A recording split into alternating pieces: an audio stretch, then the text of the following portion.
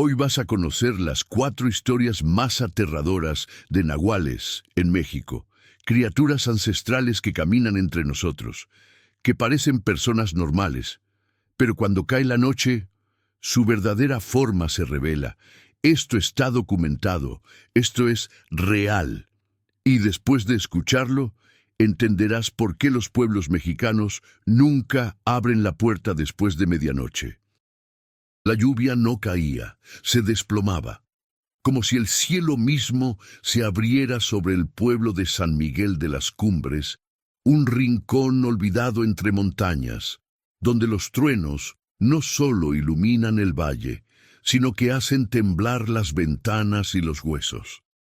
Aquella noche, mientras dentro de la pequeña casa de adobe, la familia Morales celebraba el cumpleaños número 8 de su hija Lucía, 3 golpes secos sonaron en la puerta principal.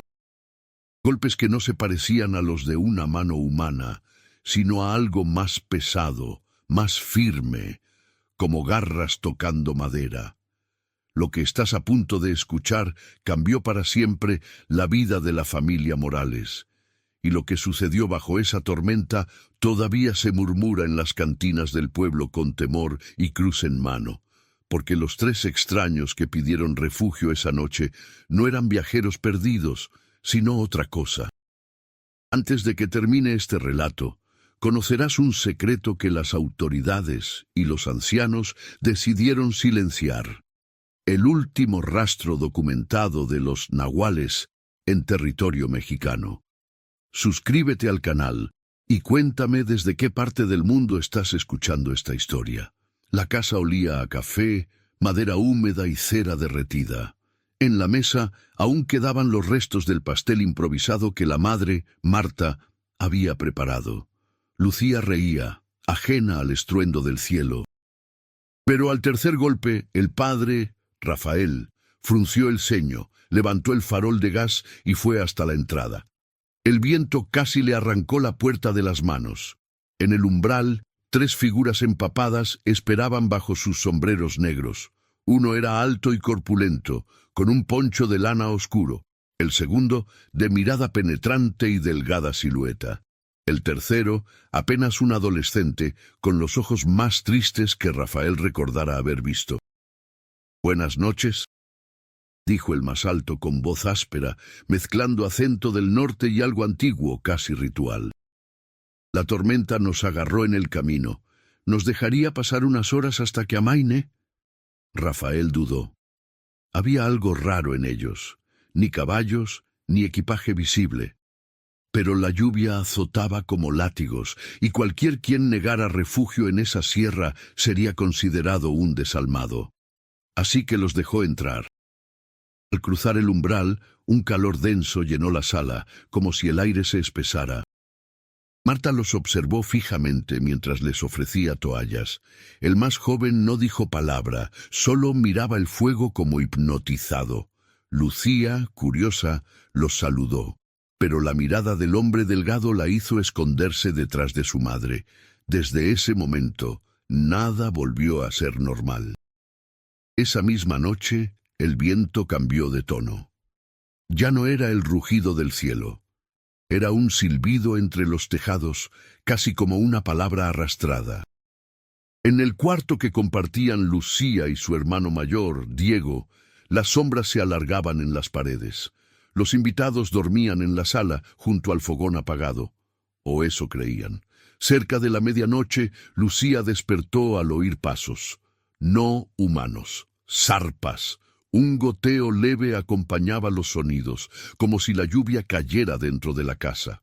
Se incorporó, temblorosa, y desde la rendija de la puerta vio algo que la mente de una niña no debería intentar comprender.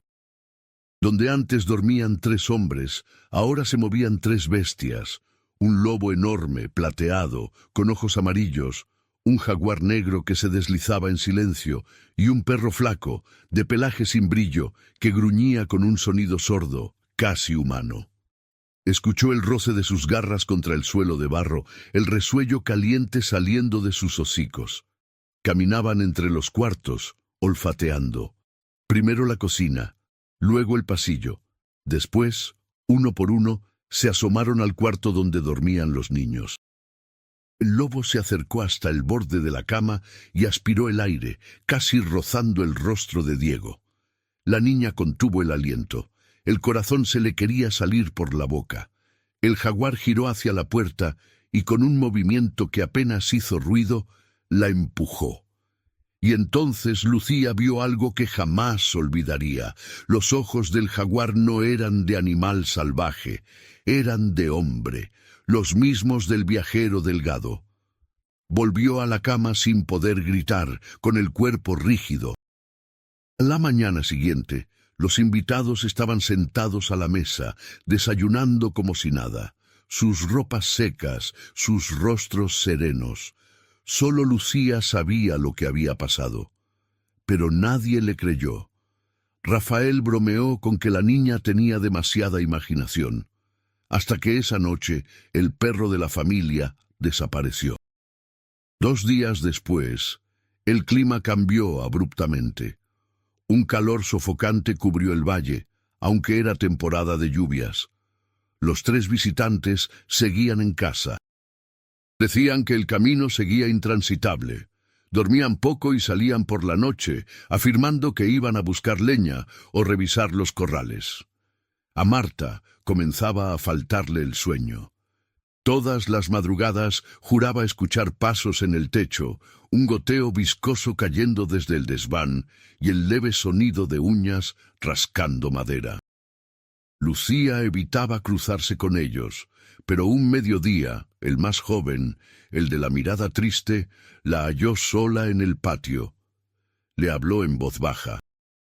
«No deberías mirarnos cuando cambia la luna». La niña lo observó sin entender. «Si lo haces, podrías ver cosas que no se olvidan». «Ya los vi», susurró ella con un hilo de voz. El muchacho empalideció. «Entonces corre, niña, antes de que te elijan». Esa frase se clavó en su mente como espina. Esa misma tarde Diego enfermó. Fiebre alta, ojos vidriosos, una marca en el cuello como si algo lo hubiera mordido sin romperle la piel. Rafael bajó al pueblo a buscar ayuda, pero cuando volvió, los 3 huéspedes ya no estaban. Solo quedaron sus huellas, enormes, mezcladas con las de animales. Esa noche, Lucía oyó al perro ladrar, desde el bosque, pero hacía días que lo daban por perdido. Lo llamó. Lo que regresó no fue su perro. Era una sombra, una forma distorsionada con el hocico torcido y los ojos rojos por dentro. Lo vio por una fracción de segundo antes de que se desvaneciera entre los árboles. Aquella fue la última vez que Marta creyó que todo tenía explicación. El padre decidió marcharse al amanecer, pero los caminos seguían bloqueados. Entre los pobladores que logró contactar por radio, nadie había visto a los forasteros. Algunos viejos mencionaron una leyenda, los nahuales, brujos capaces de adoptar forma animal para moverse entre los vivos sin ser reconocidos. Criaturas antiguas, guardianas o castigadoras, según quien contara la historia. Esa noche, Rafael escuchó un golpe en el techo. Subió con una linterna y lo que encontró lo persiguió para siempre. Marcas circulares, garras profundas en la madera y un olor metálico, como sangre vieja. Atrás de él, un gruñido. Cuando giró, la linterna iluminó por un instante una silueta humana agazapada, con los ojos brillando amarillos. El grito lo escuchó hasta la colina. Lucía corrió al oírlo, pero solo vio la linterna rodando escaleras abajo y a su madre paralizada frente a la puerta. Marta juraría años después que vio cómo algo enorme arrastraba el cuerpo de su marido hacia la oscuridad, sin dejar rastro, como si se lo tragara la noche misma. Si te apasionan las leyendas oscuras y los misterios del México profundo, suscríbete y activa la campanita para no perder las próximas historias. Pasaron 3 días. Nadie más vino. Marta apenas comía y Lucía apenas dormía. Cada madrugada los escuchaba, el lobo, el jaguar y el perro flaco, rondando la casa. No ladraban, no rugían, respiraban. Al cuarto día el muchacho triste volvió. Tocó la ventana del cuarto de la niña. «Ya es tarde para correr», le dijo sin abrir los labios. «Esta casa ya está marcada». Lucía temblaba. «¿Qué quieren de nosotros?». Él bajó la mirada. «No todos los nahuales eligen, algunos obedecen. Hay una deuda en tu sangre que debemos cobrar». Fue entonces cuando la niña entendió. Su bisabuelo había sido curandero. Se contaba que en una sequía antigua había traicionado un pacto con el espíritu de las montañas. Los nahuales venían a reclamar lo que él había negado, una vida por cada generación. Marta escuchó el murmullo y entró al cuarto, pero el visitante ya no estaba. En el suelo solo quedaban huellas húmedas de pies descalzos y olor a tierra mojada. Al amanecer, el jaguar apareció frente a la casa, majestuoso, inmóvil. Marta tomó la escopeta de su padre y disparó. El rugido llenó el valle, pero no dio en el blanco. La criatura se desvaneció entre el aire. Detrás, la voz del hombre alto resonó dentro de la casa, como si el techo mismo hablara. Lo humano no puede matar lo que nació entre los mundos. Esa noche fue la peor de todas. El cielo enmudeció, sin lluvia, sin truenos. El silencio dolía. Marta y Lucía se encerraron con velas, pero cada sonido fuera unas patas arrastrándose, un resuello húmedo, un leve crujido del techo, las hacía sentir más cerca del fin. Las velas titilaron, un susurro. «Es hora». Lucía alzó la vista. En el marco de la puerta las tres siluetas, lobo, jaguar, perro. Avanzaron lentamente. La luz chispeó. El aire olía a carne quemada. Marta gritó y abrazó a su hija. «No te los lleves, llévame a mí». El lobo se detuvo, la miró, luego giró hacia Lucía, y el más joven, el del rostro humano, salió de la sombra con lágrimas reales. «Ella no puede decidir», dijo. «Ya fue marcada, desde su nacimiento». Lucía comenzó a sentir que algo reptaba dentro de su piel, como si su cuerpo respondiera a una voz que no era suya. Sus uñas se endurecieron, su respiración cambió. Marta cayó de rodillas tratando de rezar, pero las palabras ya no tenían peso. Entonces, del bosque, un sonido rompió el aire. Un alarido mezclado con rugido, como si miles de voces gritaran juntas. Las criaturas retrocedieron. Alguien tocaba. Una campana. Desde la iglesia del pueblo. Era doña Cata, la anciana que conocía las historias viejas, quien recitaba en náhuatl los versos prohibidos para sellar el paso de los nahuales. El fuego iluminó las ventanas. Las tres bestias huyeron hacia el monte. El silencio regresó. Lucía, en los brazos de su madre, lloraba sin comprender si todo había terminado o apenas comenzaba. Días después, llegaron hombres del pueblo. No hallaron rastros de los visitantes ni del cuerpo de Rafael. En el suelo, solo huellas que terminaban abruptas, como borradas por el viento. Marta y Lucía se marcharon de ahí, bajando al valle, jurando no volver jamás. Pero las marcas no se fueron con ellas. A la semana, los vecinos empezaron a ver animales extraños rondando el cementerio. Y una voz de niña llorando entre las tumbas cada noche de luna nueva. Un año más tarde, un caminante contó haber visto a Lucía en la carretera de Tepotzotlán, caminando sola bajo la lluvia, con ojos amarillos brillando en la oscuridad. Dicen que llevaba en la mano una campanita oxidada que sonaba incluso cuando no había viento. Gracias por haber llegado hasta aquí. Si esta historia te estremeció, compártela con alguien valiente.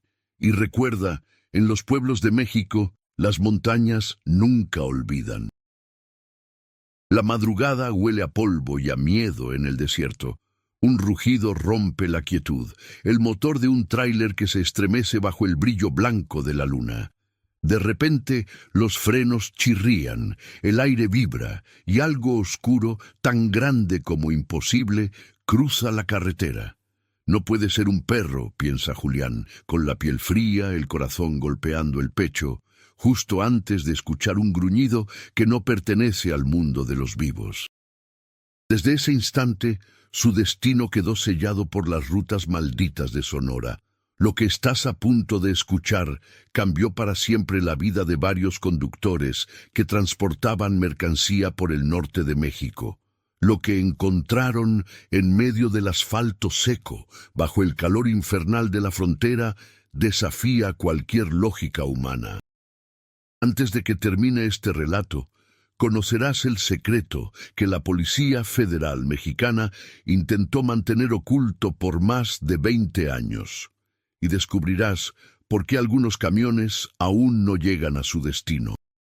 Suscríbete al canal y cuéntame desde qué parte del mundo estás viendo esta historia. El paisaje nocturno de Sonora es como un océano de arenas eternas. El calor no se disipa ni con el paso de las horas. A las 3 de la mañana, el aire parece salido de un horno.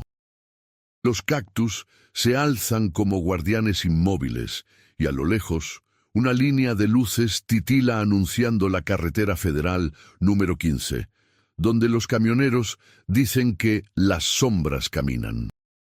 Julián Torres tenía 47 años y más de 20 sobre ruedas. Transportaba contenedores de alimentos desde Hermosillo hasta Nogales. Esa noche bebía café tibio y tarareaba bajito una ranchera mientras sintonizaba una estación vieja de radio. El locutor hablaba con voz rasposa. Si maneja solo, no mire por los espejos después de medianoche. Hay cosas que lo miran de vuelta. Julián rió, pero el eco de su risa se perdió demasiado rápido.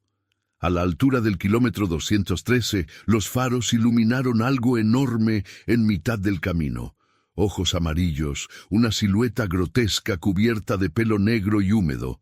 Frenó tan fuerte que la carga rugió detrás de él. El motor bufó, el polvo se levantó, y donde antes había un ser, ya no había nada. Bajó del tráiler con la linterna. El silencio era espeso, con solo el zumbido del viento rodando entre los matorrales. Pero al apuntar la luz al suelo, algo lo hizo retroceder. Marcas de garras quemadas en el asfalto y un hedor sulfuroso tan penetrante que le revolvió el estómago. ¡Qué chin!, murmuró. El panel de su tablero parpadeó y en la pantalla digital apareció un mensaje. «No debiste mirarme». Un sudor helado le corrió por la espalda. Corrió de regreso a la cabina, giró la llave con temblor en las manos y pisó el acelerador hasta que el motor aulló. Pero por más que avanzaba, el kilometraje no cambiaba. La luna permanecía en el mismo punto. El desierto se repetía, igual que un disco rayado. Y en el espejo lateral algo lo seguía corriendo sobre 4 patas deformes. En el amanecer, Julián llegó a un retén de la Guardia Nacional. Bajó desencajado. Los agentes lo observaron con recelo. Tenía el rostro pálido y las uñas llenas de hollín. Tras oír su relato, uno de los guardias, un veterano de Sásabe, bajó la mirada y dijo en voz baja: «No eres el primero, hermano, pero si hablas demasiado te van a callar. Aquí nadie nombra al perro negro». El guardia le contó que desde los años 80, cada cierto tiempo, traileros desaparecían sin rastros en esa misma franja del desierto. Solo encontraban las cabinas vacías, los motores encendidos y huellas quemadas que se desvanecían con el sol. Nadie sabía si era una maldición indígena o algo traído de las entrañas de la tierra. Julián juró no volver a conducir por esa ruta, pero 3 semanas después, la empresa lo obligó a hacer el mismo trayecto. En el segundo viaje, intentó grabar todo con su celular. Desde el inicio, el ambiente era distinto. El aire tenía un zumbido grave, como si algo lo vigilara desde los cerros. A medianoche, Una niebla densa empezó a cubrir la carretera. No hay neblina en Sonora, pensó con pánico. De pronto, una figura apareció al borde de la vía. No era un animal, era un hombre cubierto de hollín, con los ojos completamente negros. Sostuvo una cadena rota y murmuró algo ininteligible, un alarido que parecía venir de la radio estática. «Devuélvelo al pozo», dijo una voz infantil a través del altavoz de su camión. «¿Quién habla?», gritó Julián. «¿Qué pozo?». El tablero volvió a parpadear. No lo enterraron bien. El rugido del motor se mezcló con un sonido de uñas rasgando metal. De repente, algo golpeó la puerta desde afuera. Tac, tac, tac. 3 golpes secos que parecían venir del mismísimo infierno. Abrió el vidrio 1 centímetro y el hedor a azufre invadió el habitáculo. Al mirar hacia el costado, vio al perro negro, inmenso, con la mandíbula abierta y vapor saliendo de su hocico como si ardiera por dentro. El choque fue inevitable. Julián perdió el control y el camión volcó sobre el desierto. Despertó horas después entre los restos retorcidos de metal, con un zumbido agudo perforándole los oídos. No había señales del animal, pero el suelo a su alrededor estaba cubierto de huellas quemadas. Días después, un periodista local, Tomás Benítez, encontró el tráiler abandonado al margen de la ruta. Las autoridades federales aseguraron que el conductor había huido del lugar. Sin embargo, Tomás encontró algo más. Una grabación en el teléfono de Julián. En el video, apenas visible entre las sombras, se escucha una respiración grave, como un motor inhalando aire, y una voz que susurra: «No mires atrás». Tomás decidió investigar, y lo que descubrió lo arrastró a un laberinto de historia y horror. La segunda mitad del relato continúa meses después, cuando Tomás, obsesionado por los testimonios, contactó a otros camioneros. Algunos habían visto luz azul sobre la carretera, otros juraban escuchar ladridos a kilómetros de distancia. En un bar de Guaymas, un hombre viejo, Ramón el Tuerto, le reveló que el perro negro había aparecido por primera vez tras un accidente minero en 1983, en donde murieron 12 hombres carbonizados. Los cuerpos jamás fueron recuperados y, según las leyendas yaquis, el alma de uno de ellos, un capataz cruel, fue maldecida por los obreros antes de morir. «El infierno lo reclamó con forma de perro», dijo Ramón entre tragos de mezcal. La historia no estaba registrada en ningún archivo público. Una noche, Tomás condujo al norte con un grupo de grabación. El plan era capturar luces o sonidos extraños. Montaron cámaras termográficas y micrófonos en la carretera. El viento soplaba seco, levantando pequeñas trombas de arena que golpeaban las ventanas. A la 1:14 a.m., el micrófono principal comenzó a captar un sonido gutural continuo. Gru, gru, mezclado con interferencia eléctrica. De pronto, las cámaras térmicas mostraron una figura a 4 patas emergiendo del brillo del asfalto. Roja, candente, imposible. El aire se distorsionó como si el calor de un horno envolviera el vehículo. Los técnicos gritaron. Tomás intentó salir, pero las puertas se trabaron solas y el tablero del automóvil imprimió un mensaje digital. «Tú también mentiste». El perro se acercó hasta quedar frente al parabrisas. Su hocico golpeó el vidrio con un sonido sordo. La radio se activó sola, transmitiendo una voz humana. «Nos enterraron sin agua». «¿Quiénes?», preguntó Tomás sin entender. «Los vivos», contestó la voz. «Y ahora bebemos fuego». El olor a azufre era tan fuerte que sangraron sus narices. Uno de los técnicos, aterrado, gritó que había que irse. Encendieron el motor y huyeron sin mirar atrás. Cuando amaneció, el desierto parecía otro. Había marcas negras en la arena formando un círculo perfecto alrededor del coche. Si te gusta este tipo de historias, suscríbete y activa la campanita para no perder las próximas investigaciones del canal. Los siguientes días fueron un caos. 2 miembros del equipo desaparecieron. Tomás fue interrogado por policías federales que le exigieron borrar el material. Uno de ellos, sin embargo, le dejó un sobre anónimo con un mapa dibujado a mano y una sola anotación: KM 237, Pozo Viejo. Tomás viajó solo hacia ese lugar. El viento soplaba entre las montañas y el sonido de las chicharras se mezclaba con un zumbido grave, constante. Después de horas manejando, halló los restos de una mina sellada con concreto agrietado. A un lado, un pozo profundo cubierto de maleza. A medida que se acercaba, el olor a azufre volvió, más intenso que nunca. Encendió su grabadora y comenzó a narrar. Desierto de Sonora, 9:50 p.m. Hay algo aquí, algo que respira bajo la tierra.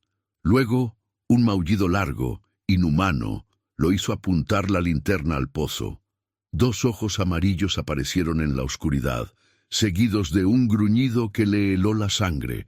Tomás retrocedió, tropezó con una piedra y escuchó claramente una cadena arrastrándose. La grabadora cayó al suelo. Su última frase fue apenas un susurro. Está subiendo. Semanas después, la policía encontró su camioneta abandonada cerca del kilómetro 237. La cámara estaba destruida, pero el audio sobrevivió. En él se oyen 30 segundos de respiraciones entrecortadas y, al fondo, un lamento profundo, grave, como si la tierra misma gemiera. Los agentes clasificaron el archivo como evidencia sellada. Un año más tarde, un joven youtuber de Hermosillo, Martín Cárdenas, compró una caja de material en un anticuario. Entre varias cintas viejas estaba el audio de Tomás. Decidió reproducirlo en vivo para sus seguidores. Su transmisión duró exactamente 7 minutos. A los 5 minutos comenzó un ruido fuerte de estática y la imagen mostró por un instante 2 ojos amarillos brillando detrás de él. Los espectadores pensaron que era un efecto digital, hasta que Martín desapareció esa misma noche. Su departamento olía intensamente a azufre y en la pared había marcas de garras quemadas. Nadie volvió a encontrarlo. Hoy, camioneros y viajeros siguen jurando ver a un perro enorme, de pelo negro y ojos amarillos, aparecer y desvanecerse entre los espejismos del desierto. Dicen que, si lo ves y frenas, dejará una marca en tu neumático, una marca que nunca se borra. A veces, en la radio CB de los traileros, se escucha estática y una voz ronca que repite una sola frase: «Devuélvelo al pozo». Dream. Y cada cierto tiempo, uno nuevo desaparece en las rutas de Sonora. Gracias por escuchar hasta aquí. Si esta historia te hizo mirar 2 veces por el retrovisor esta noche, compártela con alguien que se atreva a manejar de madrugada por el desierto. Tal vez así, el perro ya no tenga que seguirte a ti. Lo que estás a punto de escuchar no es una simple leyenda urbana, sino el relato real de una herencia maldita que marcó para siempre a una familia mexicana. Cuando Valeria Cruz recibió las llaves de la antigua mansión de sus abuelos, pensó que era una bendición, una oportunidad para comenzar de nuevo lejos del caos de la Ciudad de México. No sospechaba que detrás de cada puerta de esa casa el silencio tenía nombre, rostro y mirada de porcelana. Aquella primera noche, un leve crujido y una sombra pequeña moviéndose en el pasillo fueron la advertencia de que algo dentro de las paredes aún respiraba. Lo que Valeria descubriría en los sótanos de la casona, una habitación repleta de muñecas vestidas con trajes típicos de todo el país, cambiaría su vida y su cordura para siempre. Cada muñeca parecía observarla con una conciencia antigua, un leve brillo en los ojos de cristal, como si aguardaran por ella durante décadas. Pero lo más aterrador Comenzó cuando cada madrugada una de esas muñecas aparecía en un lugar diferente, recreando, con detalles horriblemente precisos, las muertes violentas que habían asolado a su linaje. Antes de que termine este relato, conocerás un secreto que los lugareños de Guanajuato juraron callar durante generaciones.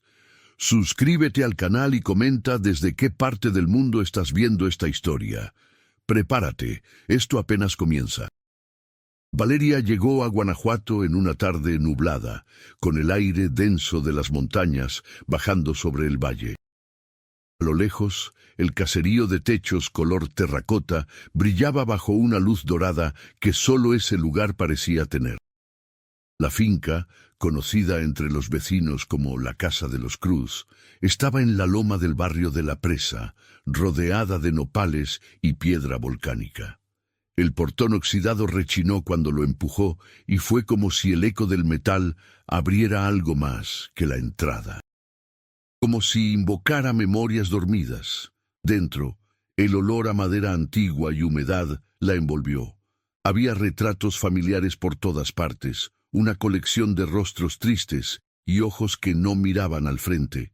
En uno de ellos reconoció a su bisabuelo Julio, el primero en levantar la casa a principios del siglo XX, sosteniendo una muñeca vestida como china poblana.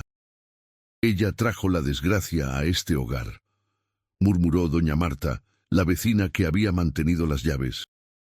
Sus palabras le sonaron exageradas, casi melodramáticas, pero Valeria no olvidó el tono con el que las dijo, sin miedo, sino con resignación. Pasaron 2 días antes de que reuniera valor para bajar al sótano. La puerta estaba cerrada con un candado viejo, y cuando lo rompió, el aire que salió de allí abajo era como aliento de tumba, frío, húmedo, cargado de polvo y desesperanza. En el centro de la habitación encontró lo imposible, más de 100 muñecas, todas colocadas sobre repisas de madera, cada una vestida con ropa tradicional de un estado distinto, jarocha, chiapaneca, oaxaqueña, purépecha, cuidadas, limpias, casi vivas. En las paredes, una pintura agrietada mostraba el mapa del país con marcas de alfileres clavadas justo donde aquellas ropas provenían.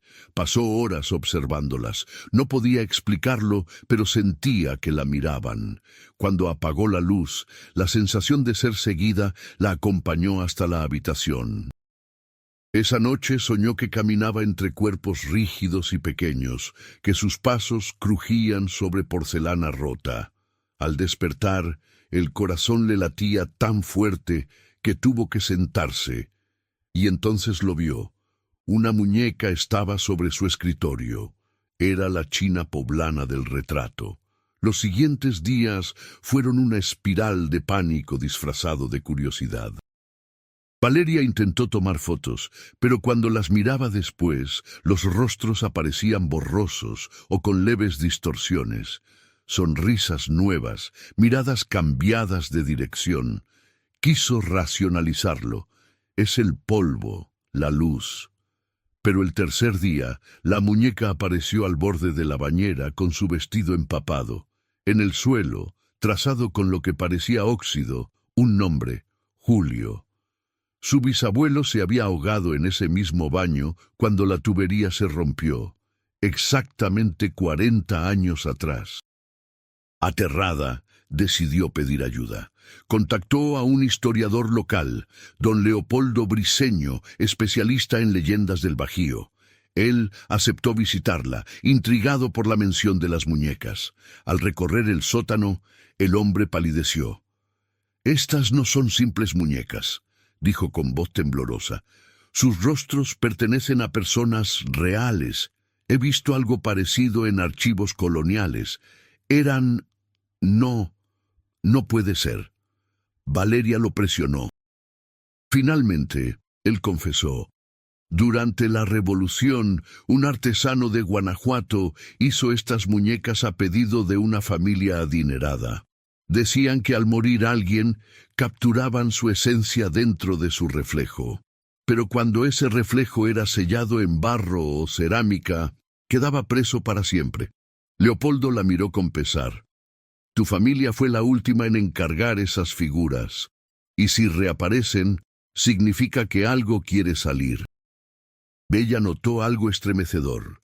Entre todas las muñecas había una sin ojos, solo cuencas vacías cubiertas por un paño blanco.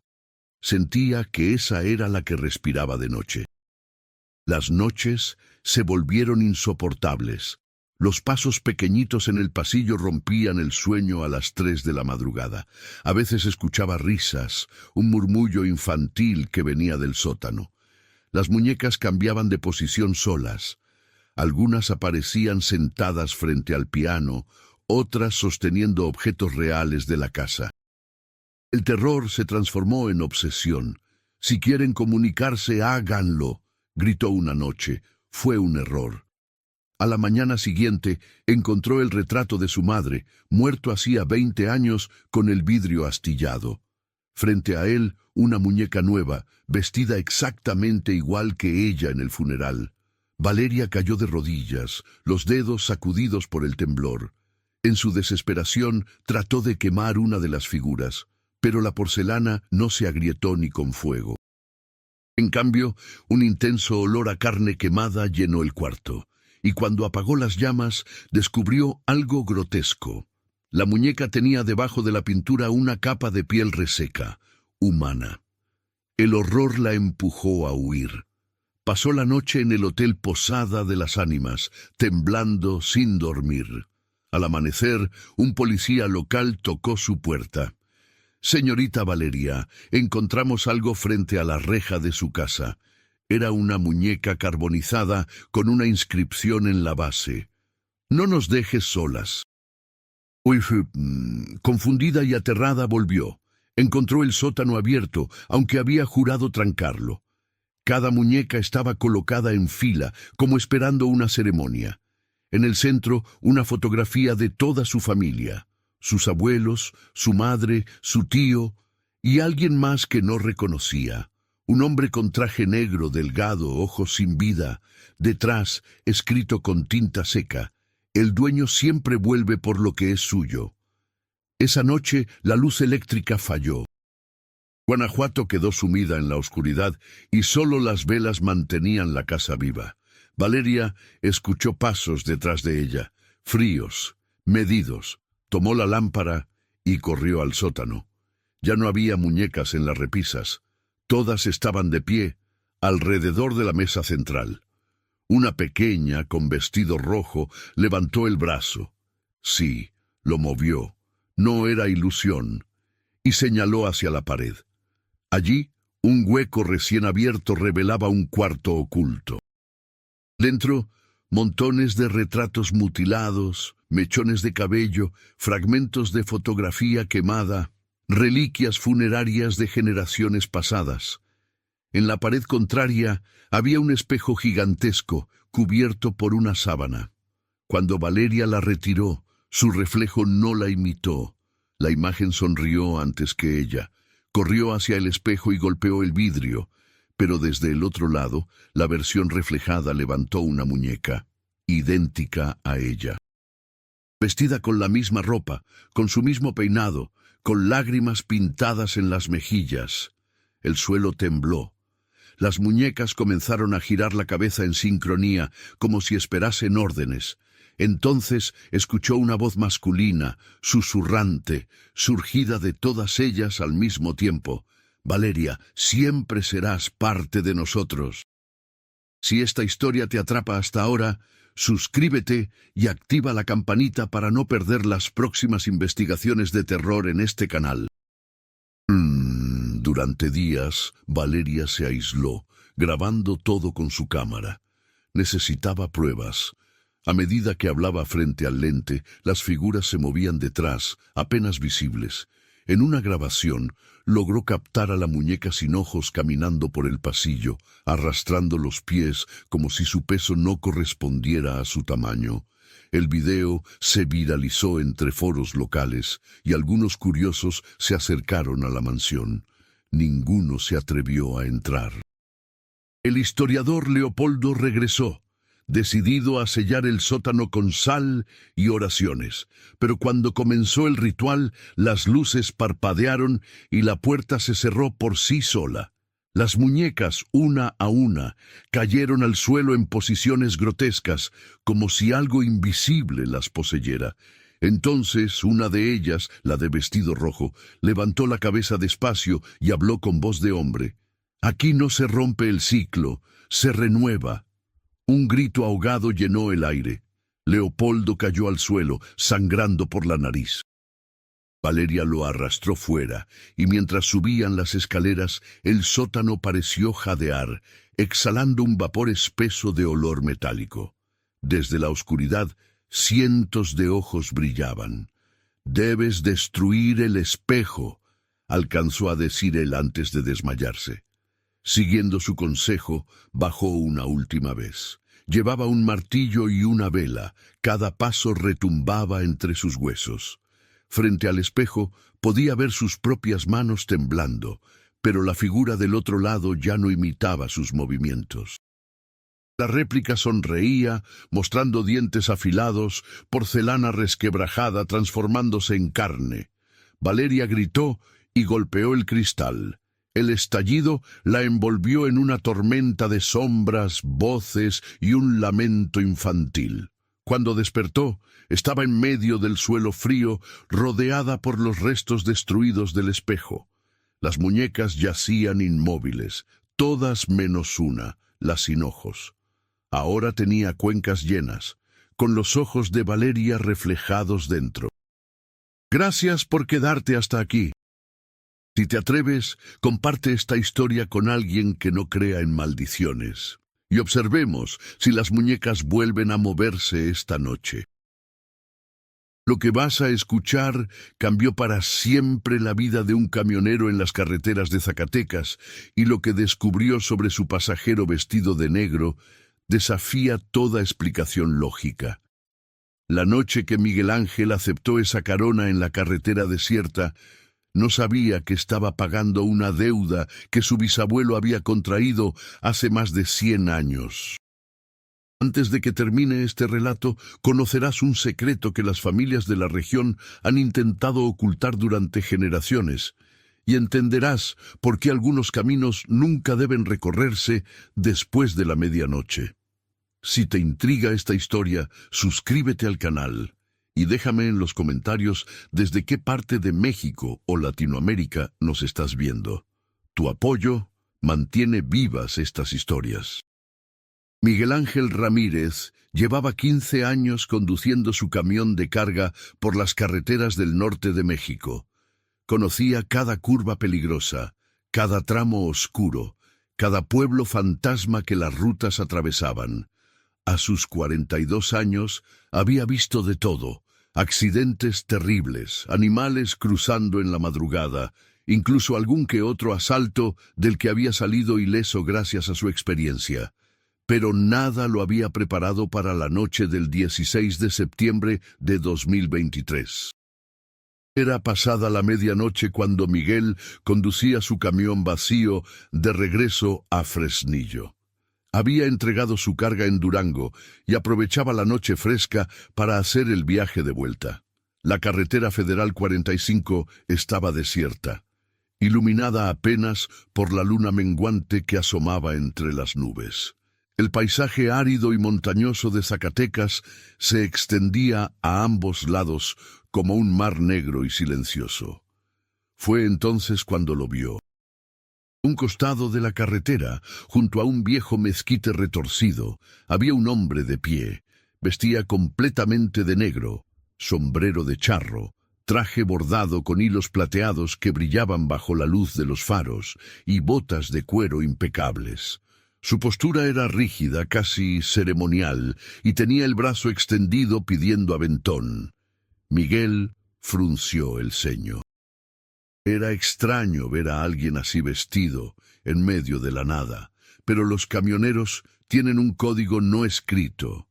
Nunca dejas a alguien varado en estas carreteras peligrosas. Redujo la velocidad y detuvo el camión unos metros adelante. El hombre caminó hacia la puerta del copiloto con pasos medidos, casi deslizándose sobre el pavimento. Cuando abrió la puerta, el interior de la cabina se llenó de un olor extraño, tierra mojada mezclada con copal y algo más, algo que Miguel no pudo identificar. Olía a tiempo, a cosas viejas y olvidadas. «Buenas noches, señor», dijo Miguel intentando sonar amable. «¿A dónde se dirige?» El hombre se subió al camión con una elegancia inquietante. Su rostro era pálido, de facciones afiladas, con un bigote perfectamente recortado y ojos tan oscuros que parecían tragarse la luz. Cuando habló, su voz sonó hueca, como si viniera de muy lejos. «A Guadalupe. Tengo un asunto pendiente allá». Miguel asintió. Guadalupe estaba a unos 30 kilómetros. No era gran cosa. Puso el camión en marcha y regresó a la carretera. Durante los primeros minutos, ninguno habló. El silencio se hizo denso, casi tangible. Miguel intentó romperlo. «¿Fiesta familiar?», preguntó, señalando el traje de charro. «Bonito traje». El hombre giró lentamente la cabeza hacia él. Sus ojos brillaron con algo que Miguel no supo interpretar. «No exactamente.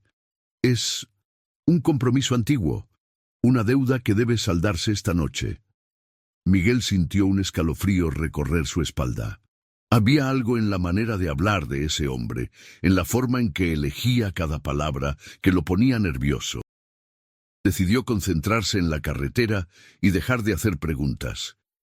Pero el silencio fue interrumpido por el pasajero. «¿Sabes quién soy, Miguel Ángel Ramírez?» El camionero casi pierde el control del volante. Nunca le había dicho su nombre. El corazón comenzó a latirle con fuerza. «¿Cómo sabe mi nombre?» «Conozco muchas cosas sobre ti. Sé que tu bisabuelo era Fermín Ramírez. Sé que vivía en el rancho El Mezquitón, cerca de Jerez. Sé que una noche de septiembre de 1897, Fermín hizo un trato conmigo. No olvides activar la campanita de notificaciones para no perderte las próximas historias. Este canal vive gracias a tu apoyo». Miguel sintió que la sangre se le helaba. Su bisabuelo Fermín había muerto mucho antes de que él naciera, pero había historias en la familia. Historias que su abuela contaba en voz baja, historias que su padre siempre desechaba como supersticiones. «No sé de qué habla», mintió Miguel, pero su voz tembló. «Tu bisabuelo estaba desesperado», continuó el charro negro, ignorando su negación. «Su esposa agonizaba después del parto. Los médicos del pueblo no sabían qué hacer. Entonces, en su desesperación, Fermín salió a la encrucijada del Mezquitón y me invocó. La carretera parecía estrecharse. Miguel notó que las líneas blancas del pavimento comenzaban a difuminarse, como si la realidad misma se estuviera desdibujando. «Le ofrecí un trato». La voz del charro se volvió más profunda. «Salvaría a su esposa, pero él debía darme algo a cambio. No quería su alma. Eso es muy vulgar. Quería algo más valioso, su descendencia. El séptimo descendiente varón de su línea directa me pertenecería». Miguel tragó saliva. Él era hijo único. Su padre era hijo único. Su abuelo había tenido 3 hijas y un solo hijo.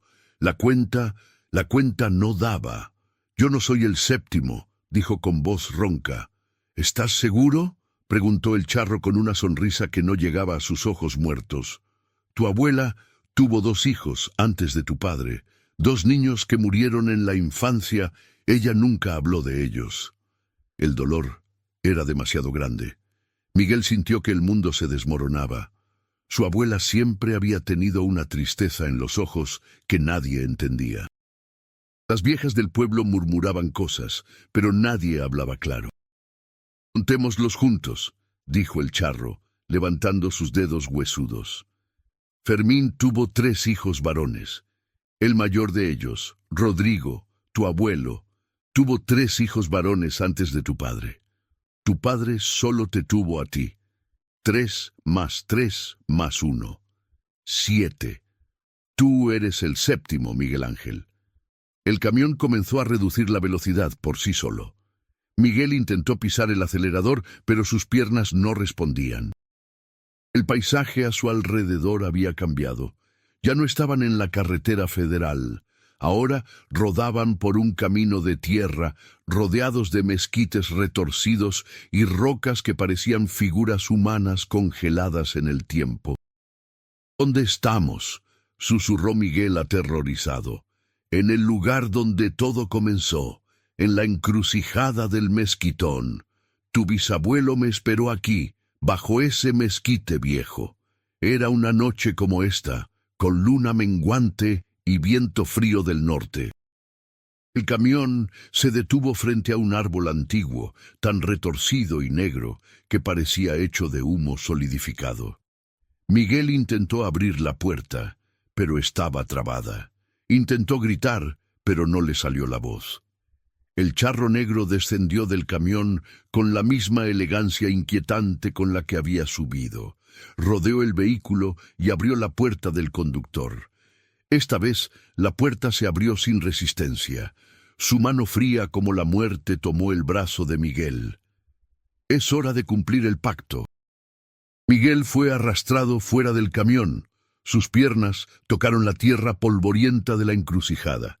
A su alrededor comenzaron a aparecer figuras, sombras de hombres y mujeres vestidos con ropas de diferentes épocas, todos con la misma palidez mortal, todos observándolo con ojos vacíos. Ellos también pagaron deudas, explicó el charro. Algunos debían favores, otros hicieron tratos, otros simplemente estaban en el lugar equivocado.